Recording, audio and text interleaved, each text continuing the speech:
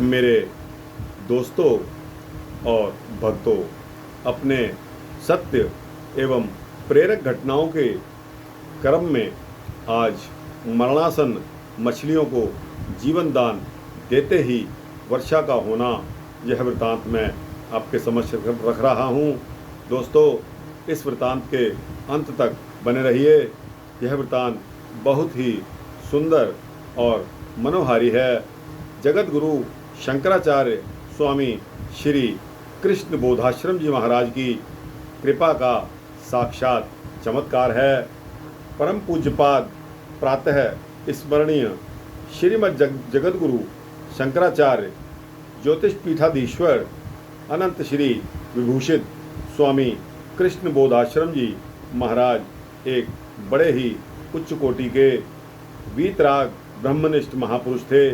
उनसे संबंधित भगवत कृपा संबंधी एक सत्य घटना, जिसे उन्होंने ही सुनाया था, मैं आपके समक्ष प्रस्तुत कर रहा हूँ। स्वामी श्री कृष्ण बोधाश्रम जी महाराज ने एक बार कुरुक्षेत्र जाकर वहाँ के तीर्थों और आसपास के सभी देव मंदिरों के दर्शन करने का विचार किया। अतः वे एक दो ब्रह्मचारियों को साथ लेकर पैदल ही कुरुक्षेत्र के लिए प्रस्थान कर गए। एक हाथ में दंड और दूसरे हाथ में मिट्टी का करवा लेकर ब्रह्मचारियों के साथ पैदल घूम घूम कर तीर्थों के और सभी मंदिरों के दर्शन करने लगे। दैव योग से उन दिनों कुरुक्षेत्र में और आसपास के क्षेत्रों में वर्षा न होने के कारण सूखा पड़ गया था, जिसके कारण खेती तो सूख ही गई थी। तालाबों, कुओं, बावड़ियों आदि का भी पानी सूख गया था। जल अभाव के कारण चारों ओर हाहाकार मची हुई थी। पशु पक्षी भी पानी ना मिलने के कारण प्यास से मरने लगे थे। सर्वत्र चिंता व्याप्त थी। स्वामी जी की विश्राम की दृष्टि से पास ही के तीर्थ स्थान पर एक देव मंदिर जिसमें वह ठहरे हुए थे, वहाँ पर उन्होंने एक अत्यंत करुणाजनक दृश्य देखा। मंदिर के पास एक बहुत बड़ा तालाब था और सूखा पड़ने के कारण उसका सारा पानी सूख गया था। उस बड़े तालाब के एक छोटे से गड्ढे में बहुत थोड़ा सा पानी रह गया था और पानी न होने के कारण तालाब की हजारों मछलियां मर चुकी थी तथा शेष बची हुई हजारों मछलियां उस छोटे से गड्ढे के पानी में एक जगह इकट्ठी हो गई थी और पानी के अभाव में छटपटा रही थी। ऊपर से तेज गर्मी पड़ रही थी। गड्ढे का पानी भी एक दो दिन में सूखने वाला ही था। ऐसा होने पर हजारों बाकी बची हुई उन मछलियों के मरने का आशंका बढ़ती जा रही थी। स्वामी जी से यह करुणाजनक दृश्य नहीं देखा गया। वे मर्माहत हो उठे और किसी प्रकार भी इन बेचारी मछलियों के प्राण बचाए जाएं, इस पर विचार करने लगे, इस पर आमादा हो गए। उस गांव के लोगों को जब आपके शुभागमन का समाचार मिला तो अनेक स्त्री पुरुष आपके दर्शनार्थ चले आए और सब ने मिलकर आपके श्री चरणों में करबद्ध प्रार्थना की कि महाराज जी, बहुत दिनों से वर्षा ना होने के कारण हमारी खेती को बहुत ही नुकसान पहुंच रहा है। तालाब और कुएं इत्यादि के जल भी सूख गए हैं। अब तो पशु पक्षी भी पानी के बिना मरने लगे हैं।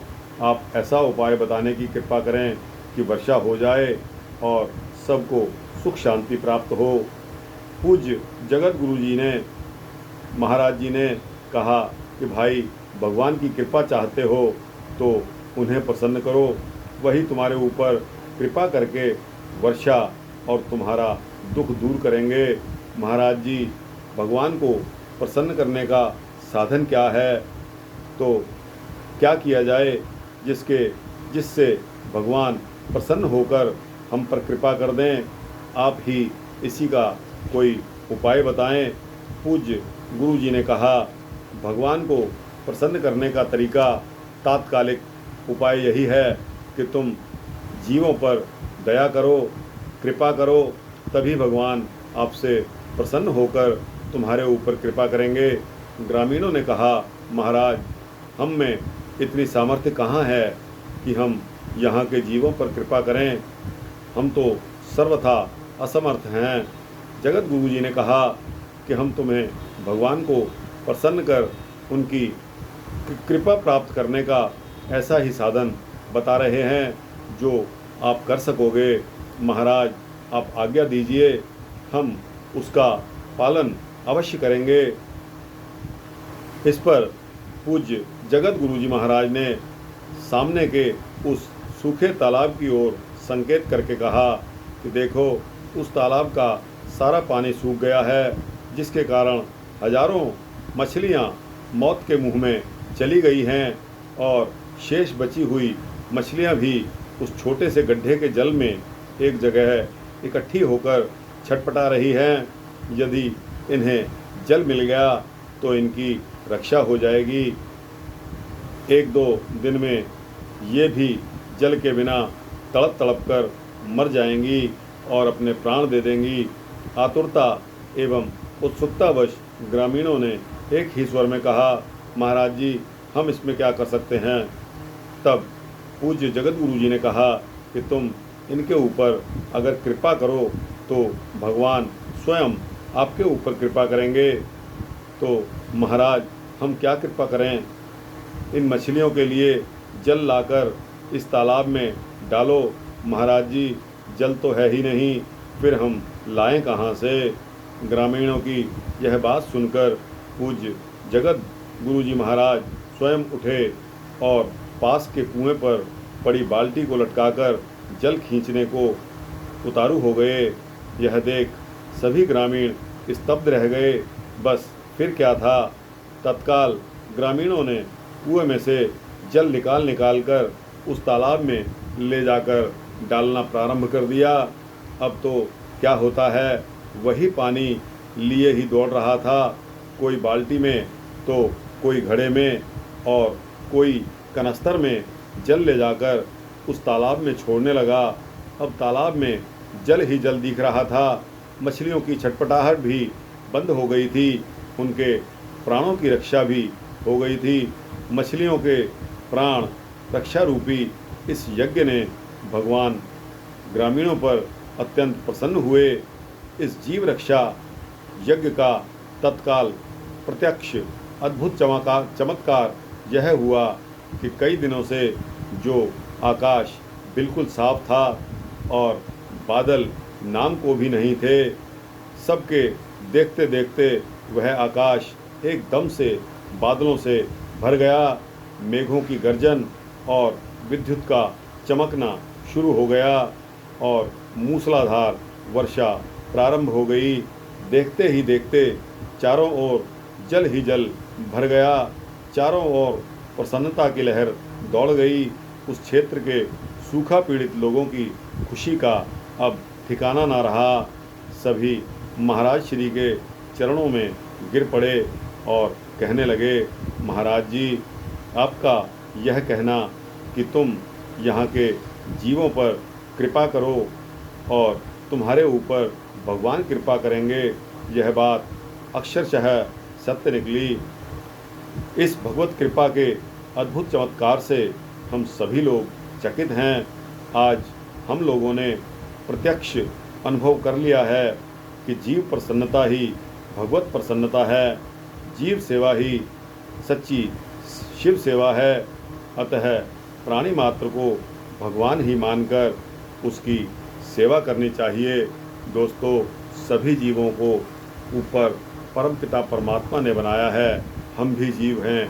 और अगर कोई बेजुबान जीव, जानवर, पशु, पतंगा, चिड़िया, काऊ, कुछ भी आपको जो दिखाई देते हैं, इवन पेड़ पौधे, वनस्पति भी जीवों की श्रृंखला में आते हैं। तो दोस्तों, जिसमें भी जान होती है वह जीव कहलाता है। दोस्तों, इन सभी पर आपको दया करनी है, मेहरबानी करनी है। इनकी ज़रूरतों को अगर पूरा नहीं कर सकते तो अंश मात्र में ही जितना आपसे हो सकता है आप उतना ही कर दीजिए, इससे भी आपका परोपकार होगा। दोस्तों, इरादा नेक होना चाहिए। बेशक आप गाय को एक रोटी ही देते हो, लेकिन अच्छे और सच्चे मन से सेवा कीजिए। पशुओं को, पक्षियों को इतनी गर्मी में आजकल छतों के ऊपर पानी के डिब्बे भरकर रखिए, ताकि किसी भी पक्षी को अगर प्यास लगती है तो वह इतनी गर्मी में पानी के अभाव में अपने प्राण ना त्याग दे।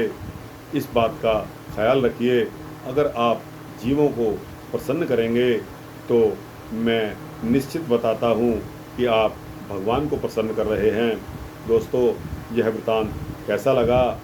इस वृतांत को यहीं ख़त्म करता हूँ। यह वृतांत अगर आपको अच्छा लगा हो तो इसको कृपया लाइक और शेयर करते हुए अपने जैसे जीवों, भक्त प्रेमियों को भेजें। दोस्तों, सभी जीवों का परोपकार होना चाहिए। अगर हमारे जल पिलाने से किसी की आत्मा को शांति मिलती है तो दोस्तों हमें यह कार्य ज़रूर करना चाहिए। इससे हमारा अपना भी परोपकार होता है। अगर इसी तरह के वृत्तांत आपको अच्छे लगते हों तो इस चैनल को सब्सक्राइब करने से आपको इसी प्रकार के भक्ति चैनल, भक्ति वृत्तांत मिलते रहेंगे, ऐसी आपको आश्वासन देता हूँ। दोस्तों, कोई त्रुटि हो गई हो तो माफ़ करने की कृपा करें। इसी तरह के वृत्तांत सुनने के लिए अगले वृत्तांत आने तक मेरा इंतज़ार करें। दोस्तों, तब तक के लिए जय श्री राम, जय श्री कृष्ण।